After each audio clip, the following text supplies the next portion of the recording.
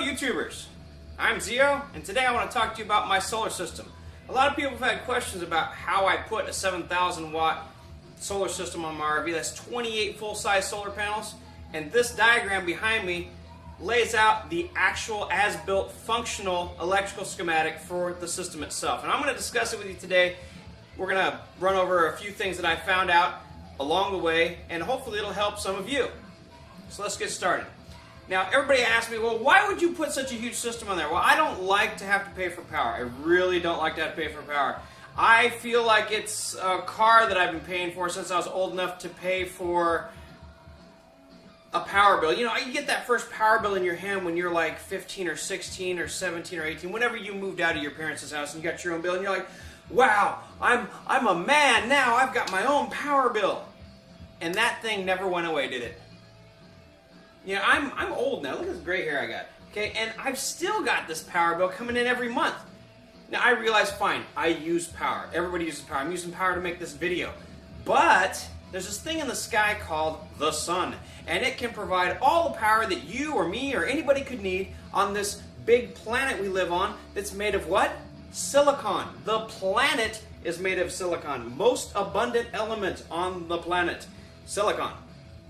So it's pretty much a sure bet that eventually, when all the fossil fuels and everything that are powering today's industry run out, there's still going to be the sun. There's still going to be this giant ball of silicon with copper and all these little rare earths that make photovoltaics possible.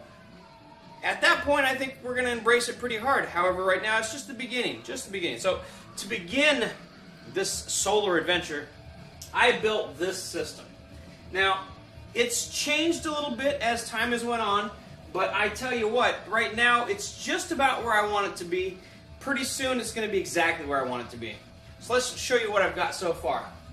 I've got a 3,000 watt panel system that feeds into PWM controllers, 30 amp PWM charge controllers that feed into a 110 ampere hour, 125 volt DC out battery bank. Now, these are 29 DCs available from Walmart. They're made by Johnson Controls. They're good batteries, according to all the online reviews I could read. These are 12 volt DC deep cycle marine batteries, and they produce 1.1 kilowatt hours converted to 240 volts AC for 5.8 hours. That's the discharge time on that pack. So 5.8 hours. Now, that doesn't sound like a long time. It's not 24 hours. And it's only 1,100 watts. But 1,100 watts for 5.8 hours. What could that run? Well, in this case, it's to run my air conditioner. My air conditioner draws that much power. 18,000 BTU AC unit. Discharge time of 5.8 hours. Now, you got to look at that and say, well, what good is that going to do? Let's take this into account for when you're actually going to be using it at full power the whole time. Now remember, that's with the compressor turned on, the fan blowing on high, turned all the way down, cranked on all the way. Now, that would be more of a nighttime or a daytime slight buffering amount, but if you ran it continuously, turned all the way down, full power, it discharged for about 5.8. So, let's look at what I can do to extend this battery pack. We're on an RV. We don't want to carry lots of batteries. I mean, this is already a lot of batteries. That's 700 pounds of batteries right there. Okay, that's a bunch, and I had to make a special rack for it, and it's still pretty heavy as batteries go. I mean, I could probably switch to lithium ion, but I don't have an extra $4,000 laying around, and that was $1,000, so it's 1/4 the price. Quite a bit more weight though. All right, so these are 300 watt Jinko polycrystalline solar panels. Jinko panels. Remember that name. That's what the utilities are using in their solar fields. They got 90,000 of them there and 130,000 of them there. Jinko is a world leader. They have a manufacturing facility that's second to none. It looks like robots, just endless robots. If you've ever seen The Matrix, and you've seen The Matrix, you know, where they have the cartoon and all the robots are making robots, and that's kind of like the factory that makes those panels, or the assembly lines. It's really cool. So you end up with a really good product. These are marine grade. They got cyclone glass on the front, and they're 300 watts rated output. They come with a 25-year warranty. Now, of course, warranties are only as good as the company that backs them up. Jinko's doing pretty well, even though the stock sharks are trying to shoot down the new solar company. They seem to be surviving, probably because they're overseas. And they don't have to rely specifically on the stock market. Okay, so anyway, so this system here, PWM controllers, a lot of people use MPPT controllers. I'm going to have to ask, why? First off, MPPT controllers, I mean, if you've got shading problems, sure, get MPPT controllers. However, I find that I see more failures written about online about MPPT controllers than anything else. Unless you want to buy like Outback or something really good, that means you've got enough money anyways. I mean, why not, right? Okay, but I don't, and most people don't. So let's look at PWM controllers. 30 amp PWM controllers, I've seen good reviews, 5 to 10 years usage life, and still working. So how much do they cost? 12 to 15 bucks. Okay, so I got 5 of those. Now, the way I've got these configured is a little bit different than most of the systems I've seen out there, primarily because I need 125 volts DC to interface with my 8,000 watt UPS, this Infinity Liebert UPS. I had to configure it, and I had to find a way to charge the pack because I couldn't find a 125 volt DC charger that would interface correctly with the panel. So I essentially had to build one. I did find out this though. Even though I'm stacking the batteries in series to get 125 volts DC out of them, I can stack them in short series of 24 volts or 25 volts, and I can take 2 panels, 1 PWM controller, so these panels produce 42 volts DC. The PWM controller steps it to 26 to 28 volts DC. At up to 30 amps is what it's rated at. So, you know, I went a little bit over than what I needed, but that's probably good because it'll increase the longevity of the system. So this goes down here and charges just those 2 batteries. Those 2 panels are tied together through the PWM controller, 26 to 28 volts DC. Stack charges these 2 batteries. The next one, the next 2 batteries. The next one, the next 2 batteries across there. The next one, the next 2 batteries, and the last one, of course, the last 2 batteries. And that allows you to charge the stack individually. Now, you could also do 1 battery at a time, but if you need higher DC voltage, that's the way you do it, and it does work. Now, I get 125 volt DC, great. It charges it up, absolutely no problems. I haven't had any problems at all with the PWM controllers. I have had the MPPT controllers fail. I've had 2 of them fail. They're really expensive. They're over $200 a piece. I'm still beside myself because I'm like, what?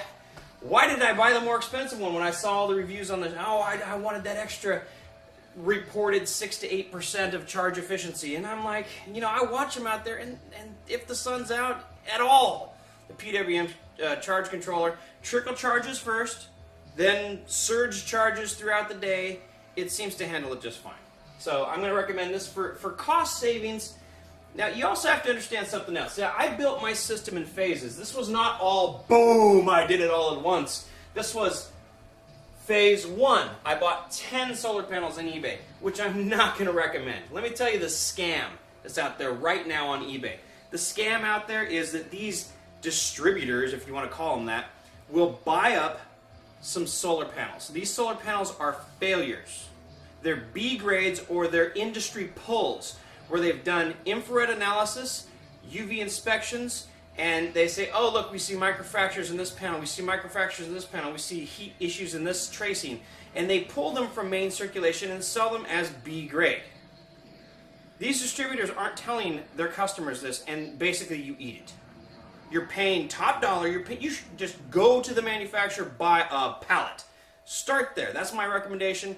Go there, buy 1 pallet of top quality A-grade panels with a warranty directly from the manufacturer or through one of their nearest wholesalers or distributors where you know it went straight from the factory to the distributor to you or directly from the factory to you. You'll be much better off. That's where you start. That's where I'm going to recommend you all start with a solar system, whether it be for your house or for your RV. Now, this RV I've designed to eventually, well, run a house if I needed to. As a matter of fact, during emergency situations, you just really got to do things like plug in the fridge and things like that. I can definitely do that with this. So this was phase one. I bought 10 Suniva 250 watt panels. I hooked them up to 10 Enphase 250 watt microinverters. Gives me 2.5 kilowatts out when the sun's out. Of course, the sun comes out every day. That's something you can always remind. The sun will come out tomorrow, I think a young lady once sang. All right, so we've got 2 kilowatts of more Jinko panels here, and these all go through microinverters too. Now, I've got different configurations here, and there's a reason for that. This 8 kW UPS produces 246 volts AC with a tunable skew output, a tunable, I guess it controls its output better than most of the inverters, and it's adjustable, digitally adjustable, but basically you need 246 volts AC to tell these microinverters that it's okay to go.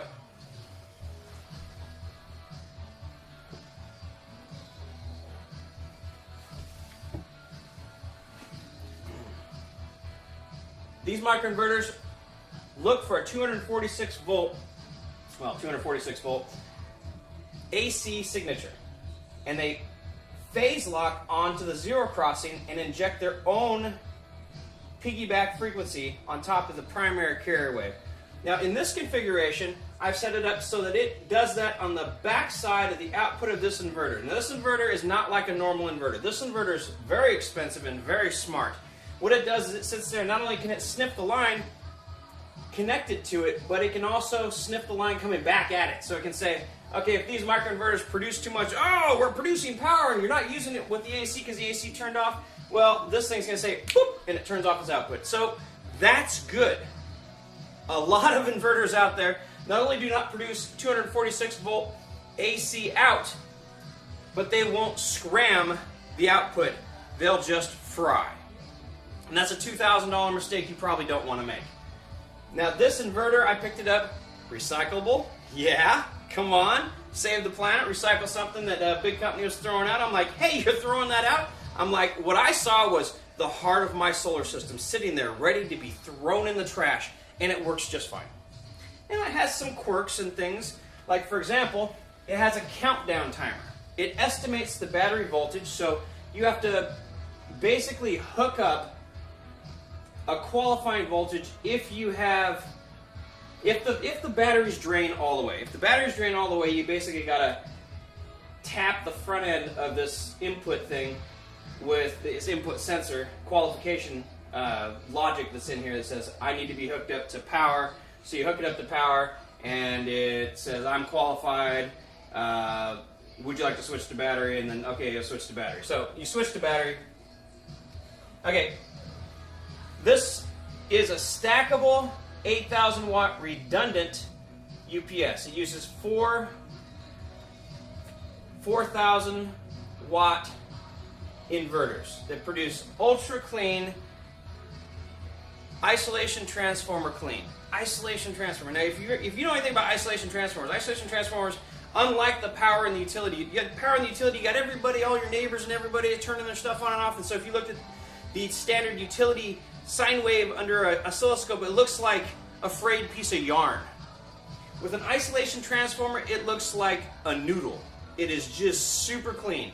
And that's what these things really want. They want super clean and they want 246 volts. So let's get back to what I was talking about. We have a limited amount of power. We only have 5.8 hours of 1.1 kilowatts available worth of battery storage, including the batteries that are built into the UPS. So total system storage is 5.8 hours at 1.1 kilowatts, or 6.38 kilowatt hours. So we have, let's see here, we produce 246 volts AC from these batteries. That is recognized as a qualifying voltage by the microinverters.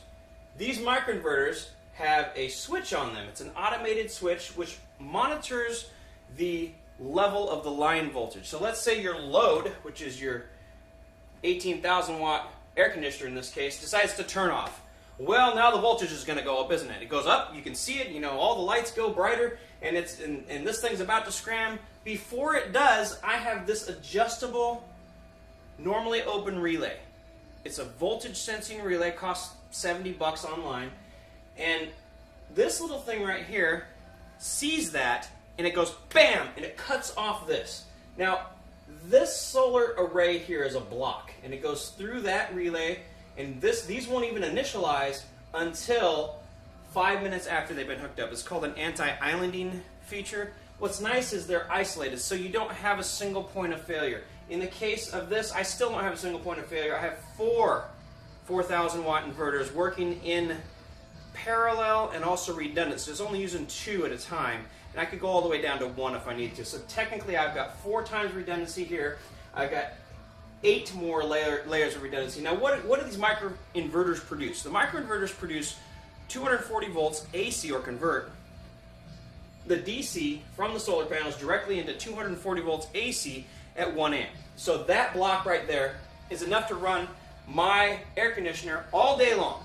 As long as there is qualifying sunshine, which down here in Florida there's a bunch of that, that block will float on the back side of the inverter and shore up this sine wave and maintain the 246 volts AC with appropriate amperage and voltage, and make it so that this air conditioner runs for free and doesn't impact my batteries at all. Like, not even a little bit. Now that you're talking the peak of the day, that's when that thing's going to be running full blast. So this system's kind of unique in the way that it can register the change when this thing turns on and off. It can turn this array on and off just in case that thing turns off. And let's say it turns back on. Well, 5 minutes after it turns back on, this array can re-enable. And if it's during the day, of course, that's going to shore up the power again. And it's a nice smooth transition. The microinverters, they don't all switch on boom all at once. You can see them, they kind of switch on, you know, onesie twosies. They're like, each one's like, okay, I'm on, okay, I'm on, okay, I'm on. You know, they all turn on like that. I've seen them, they're not all instantaneous, simultaneous. It's not a bulk pulse of shore up. They kind of do it nice and smooth. And that's what you want. It's a great, I love the microinverters. I wish they were a little bit more versatile. I wish they didn't have the anti-islanding feature. There should be just a switch so you can hit the thing and use them like what they are meant to be, which is an isolated, segregated power system that can be stackable and is parallel, massively parallel. You can put so many of these things together and create huge networks of AC power.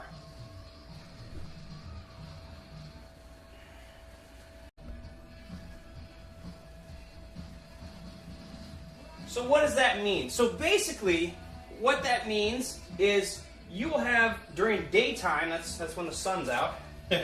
When the sun's out, boop, boop, boop, boop, sun. When the sun is out, you will have 6 to 8 hours of full power from your microinverter array that can phase lock onto your 240 volt or 246 volt output from your primary UPS, which means you won't touch your battery bank, and the amount of power that you're charging into your batteries maintains a constant, because you got 3,000 watts dumping into your batteries all day long during that same 6 to 8 hours. So I've already shown you how this voltage controller, which here I'll show you what it looks like. It's pretty cool.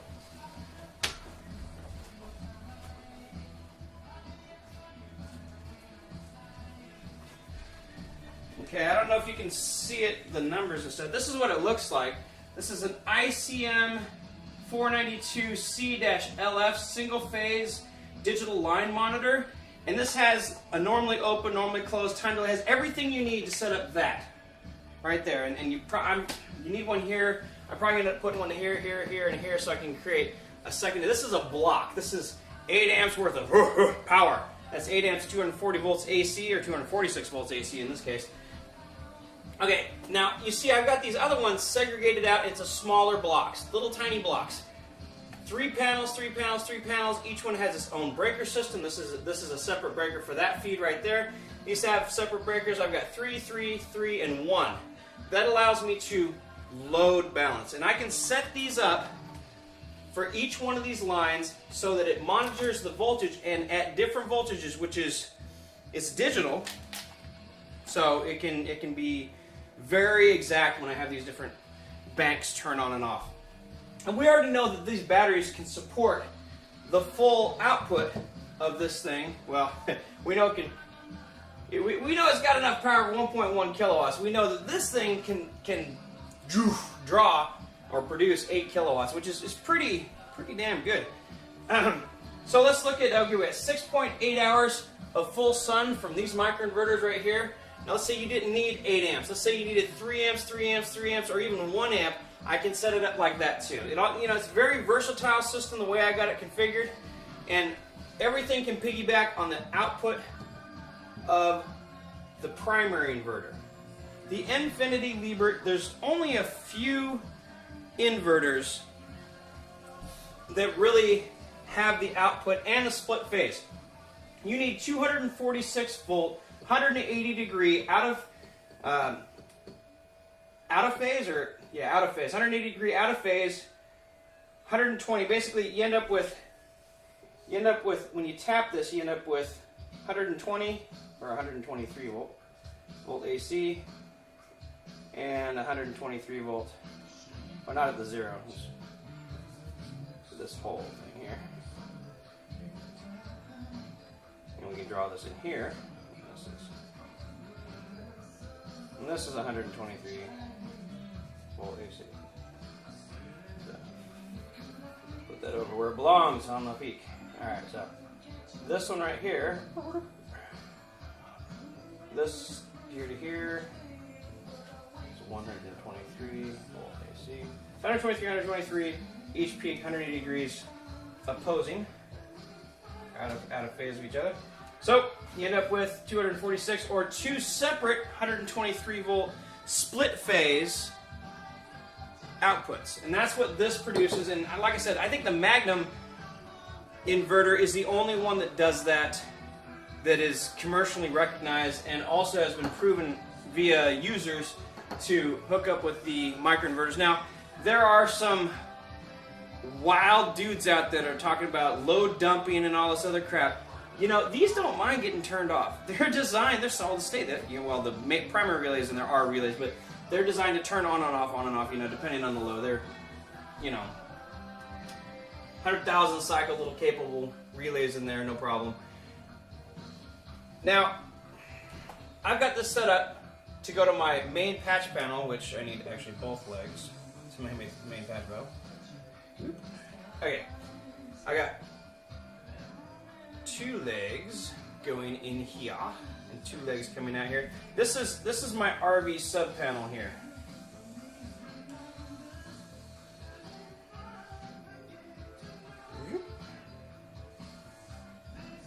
Okay, so inside my RV, I've got 2 15s that are connected into one and 2 10s that are connected to another.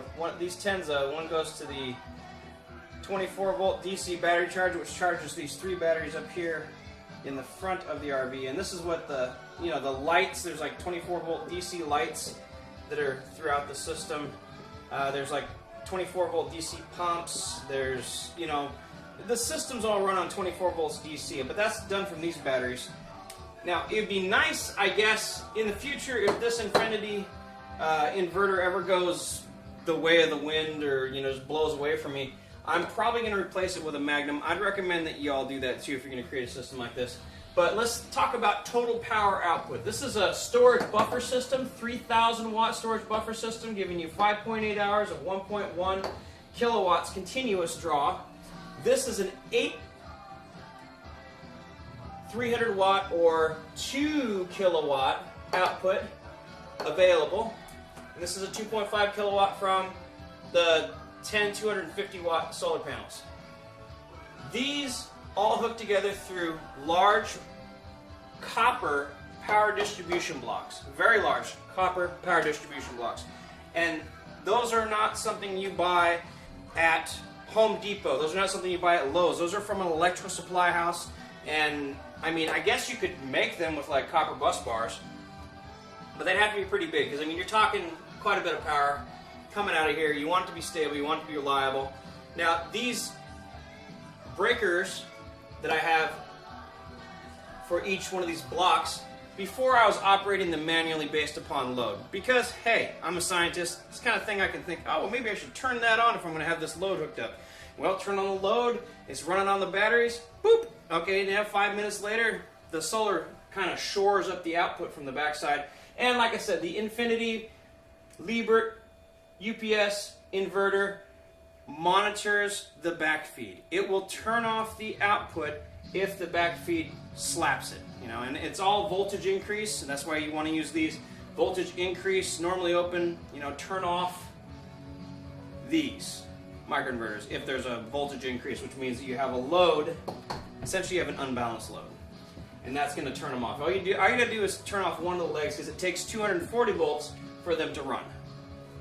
Okay, let's talk about safety for a second. Safety across this system is paramount in my design. I've got grounds that go through the whole system, except for this system, which NEC states that I can have a floating DC system. A floating DC system essentially is not required by code to be electrically grounded or tied to ground in a DC solar application. So this section of the power is not grounded. Now the panels themselves, the racking, it is grounded, but the PWM controllers, the batteries themselves are not tied to ground. They're not tied to the frame. They're floating. According to NEC code, I can do that. Now, my wiring system is, I've got a large breaker. These are DC breakers, which also you won't find at Home Depot. You have to find those online. It's a 125 amp DC breaker to match the aught wiring that I have, or 1 aught. 0 gauge wiring, and that 0 gauge wiring is what transfers the power over to my Infinity Liebert inverter UPS system.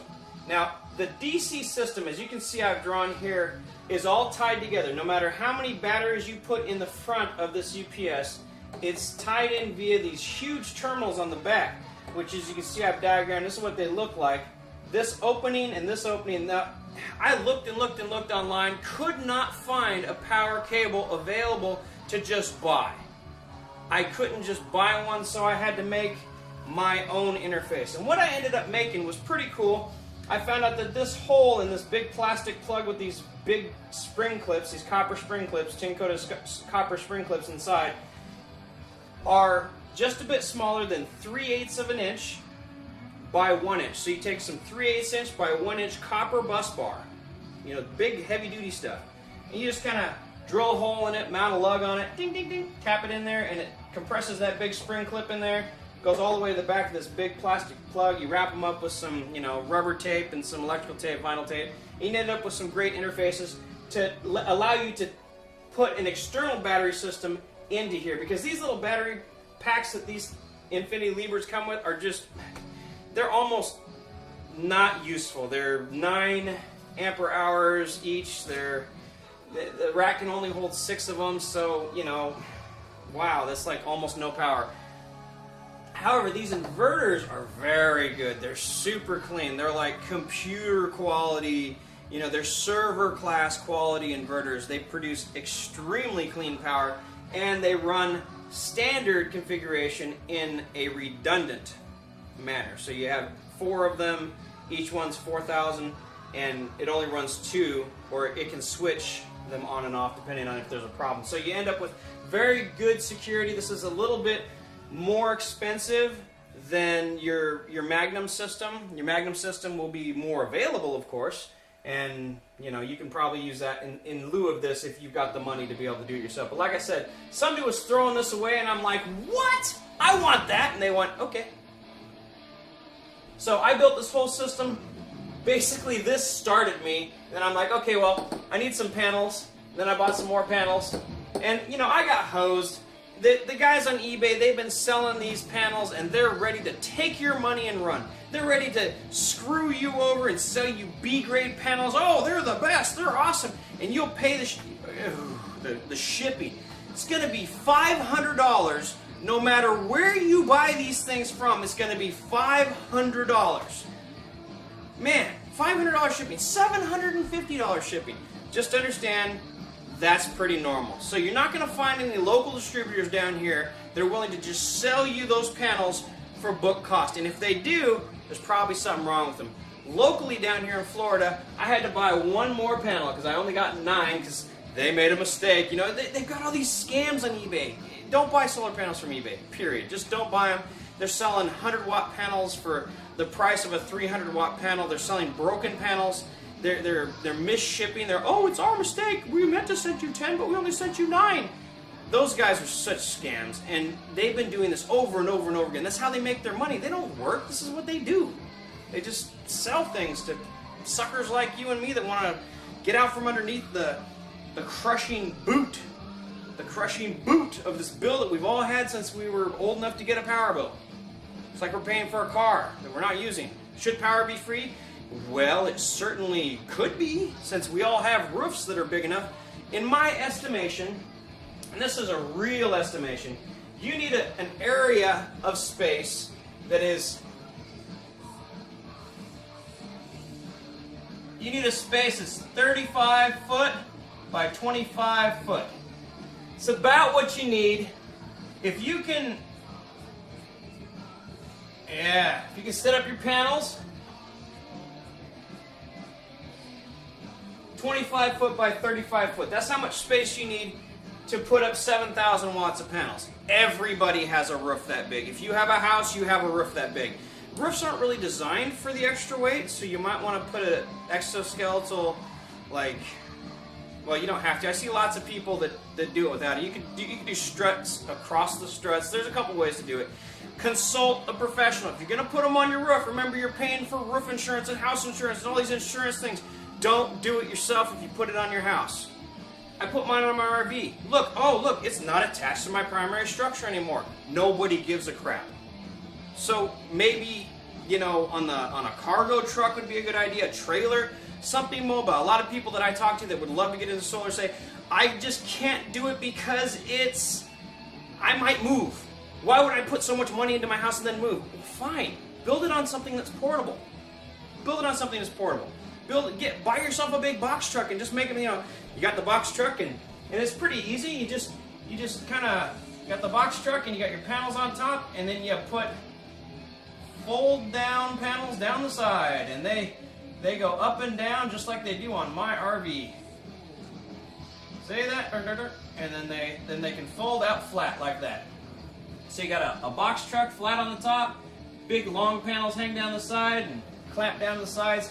DOT regulations state that you must securely fasten anything that you're going to send down public highways. Well, you can securely fasten these. It's not a problem. You use a continuous stainless steel hinge down the side. Use Unistrut for the primary rack.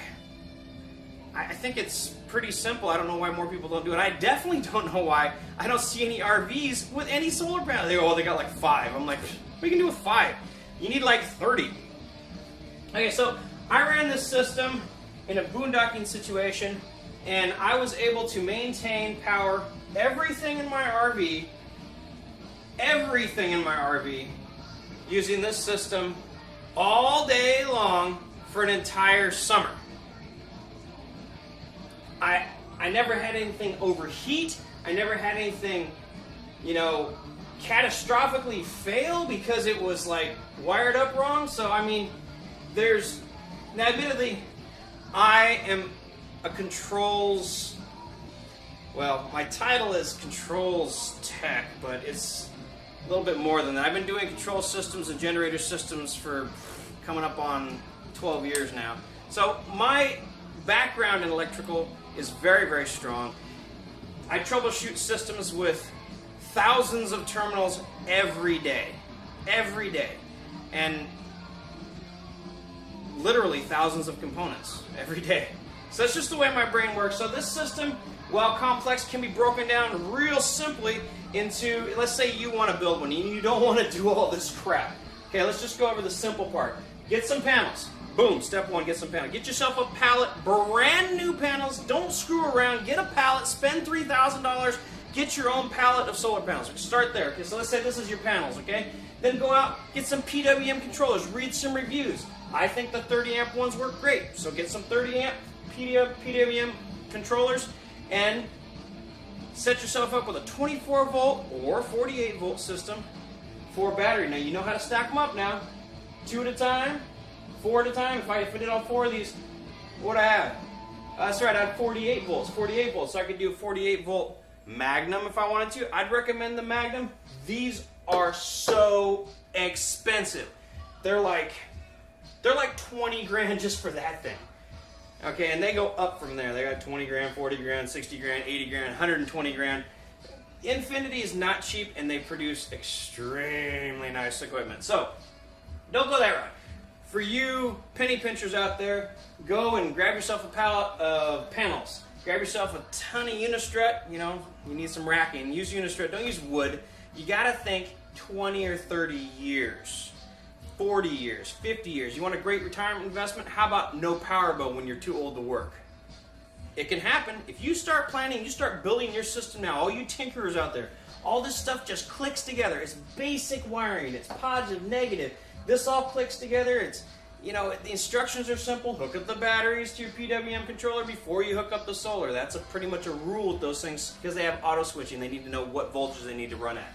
So let's start with that. Boom. Let's say you've got 24 volt or 48 volt. Now you run out to Magnum stackable inverters. Each one's $2,000, but they stack up to 16,000 watts. So now you have a up to 16,000 watt power source from batteries that you can easily expand. You buy them at Walmart. These are Walmart batteries that I bought. They're, you know, $100 a piece, and they gave me pretty good power. They've got good reviews. They're made by Johnson Controls. They're the 29DC, which is an excellent value cost of ownership. I mean, your total cost of ownership for these Deep Cycle Marines versus your uber duper super special solar ones, they're like $300 a piece for the good solar ones, and they still have to be replaced at least every 7 years.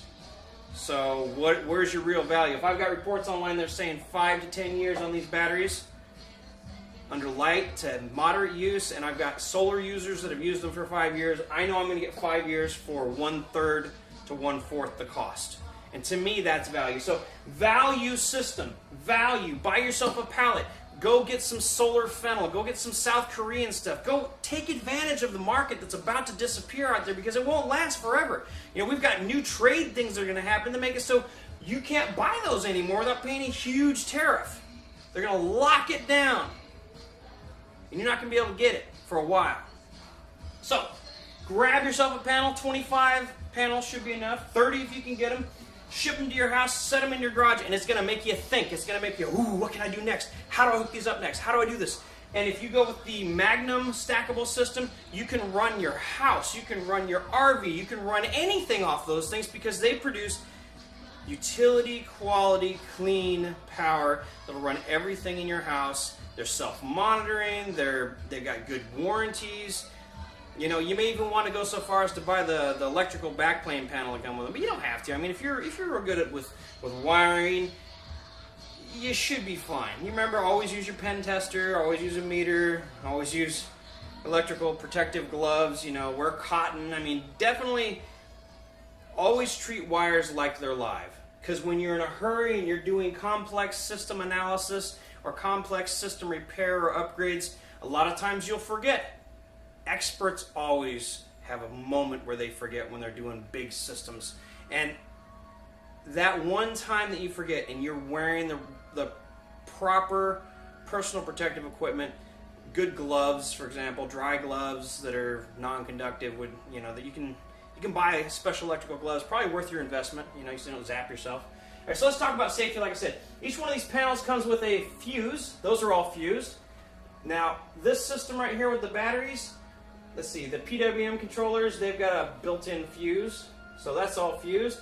I've got a 125 amp DC breaker that protects my in conduit. This is electrical conduit, an electric conduit all the way to my UPS. This is a big metal box, so it's like a fireproof box, and this is the inverters and everything sit inside that, so if anything were to melt down or do anything stupid in here, it would turn itself off. I've got smoke detector right here. I've got separate ventilation, which brings in fresh air here to cool the equipment. because this is all air induced, and then the heat goes out there.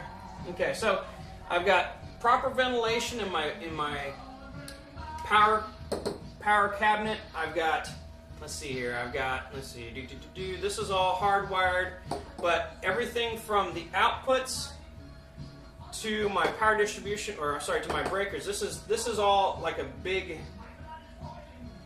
connected piece right here, but it's protected by breakers, it's protected by fuses.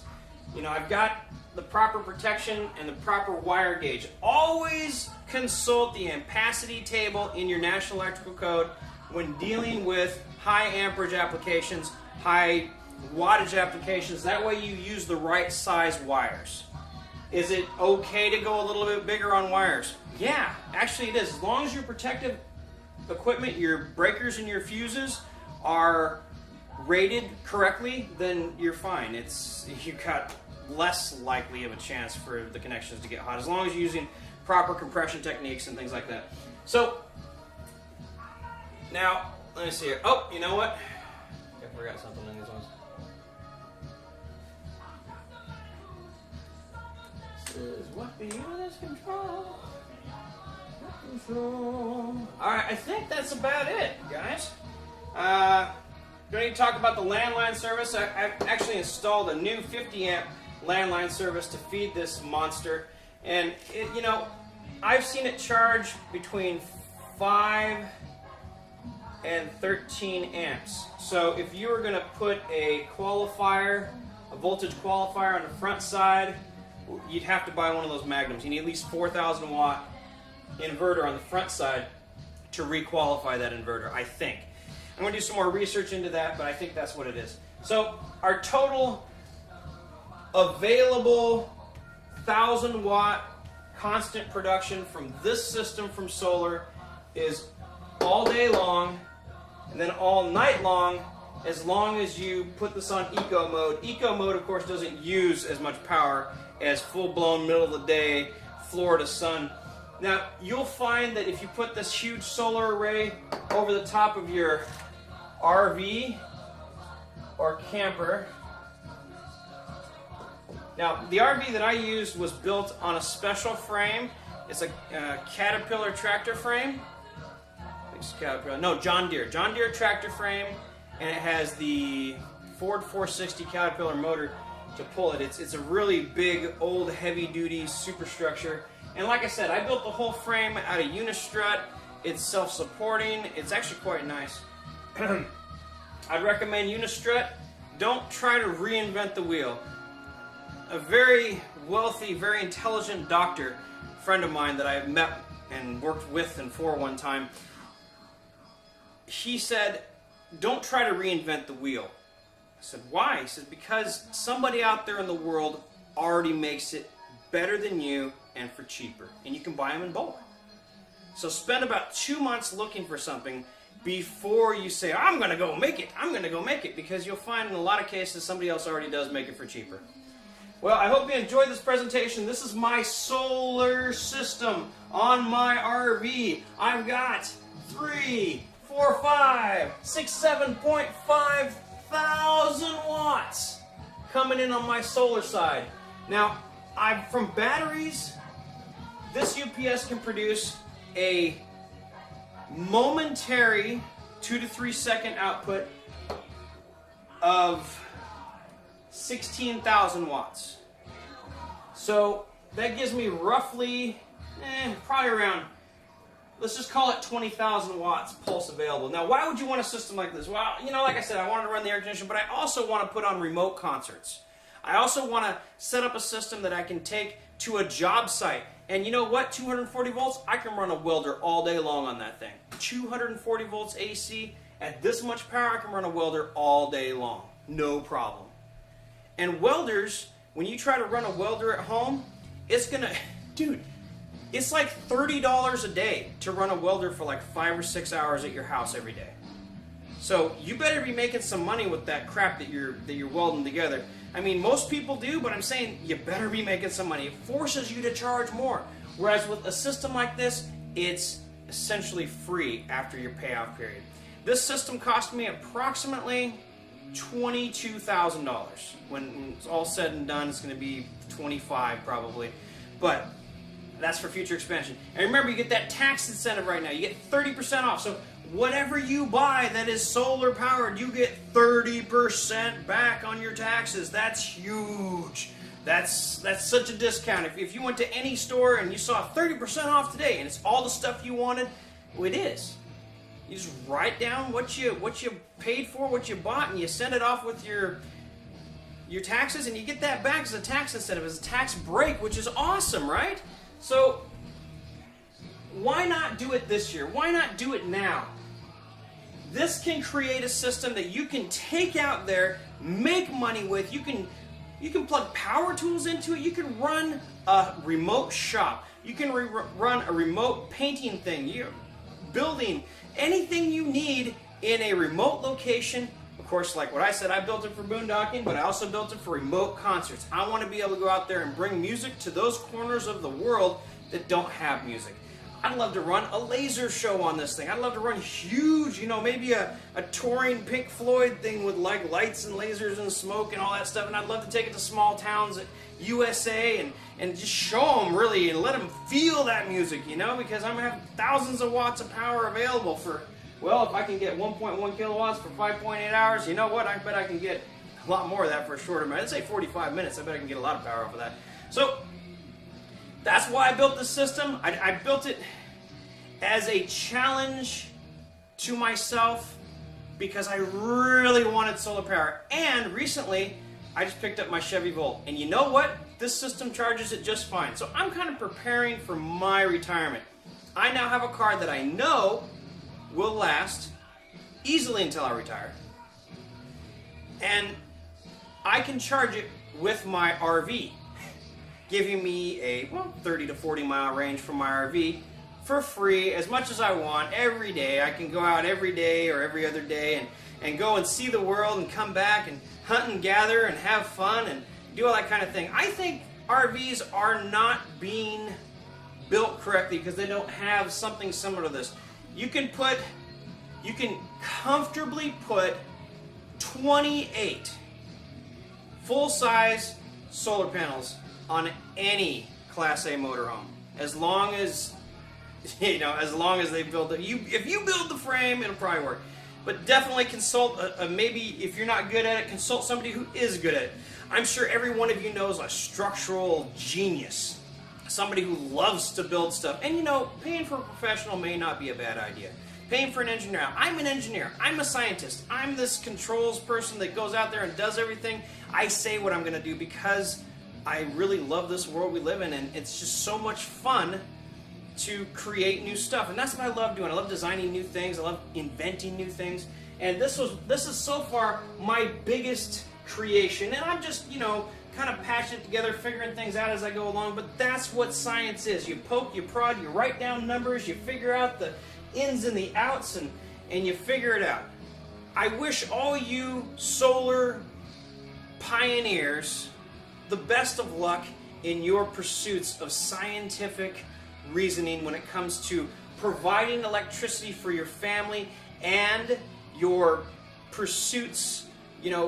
Your career may rely on the fact that you need a remote power source that is available every day, that you can use all day, that doesn't produce pollution, that doesn't cost you gas.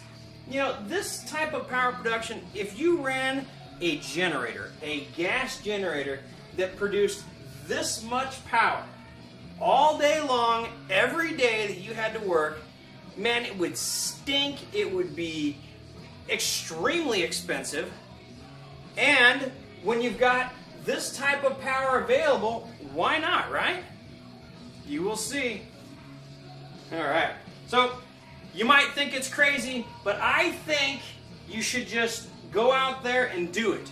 I think that you should embrace your intelligence to really go out there and find your path, to blaze your trail, to be the solar pioneer I know you are.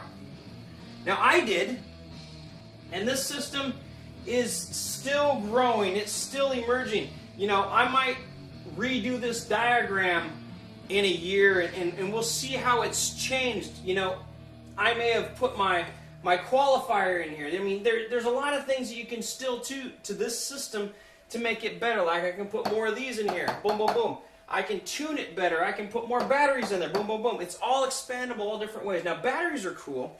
If you go and you use fuel cells, for example, you will be able to go and get a tax break for every single watt. You get $1 per watt if you use fuel cells instead of regular batteries for your power storage system. So that's something to consider too. But like I said, good luck, YouTubers. And here's one more shot of that awesome little relay here. You can pick these up on Zorro.com. It's one of the few places that I see that sell them. It's made by ICM Controls. And this little relay, this little job right here, ICM 492, is the key to making it so your inverter won't overload from backfeeding from microinverters when used in an off-grid or islanding situation where you have no power and you want power and you want to use your microinverters that you normally use to, you know, get your utility tax credits or however they work that craziness. You know, down here they're limited to like 1,500 slots and they always sell out every year. So anyways, this is your key. I hope I helped a lot of you out with this, and good luck, guys and girls.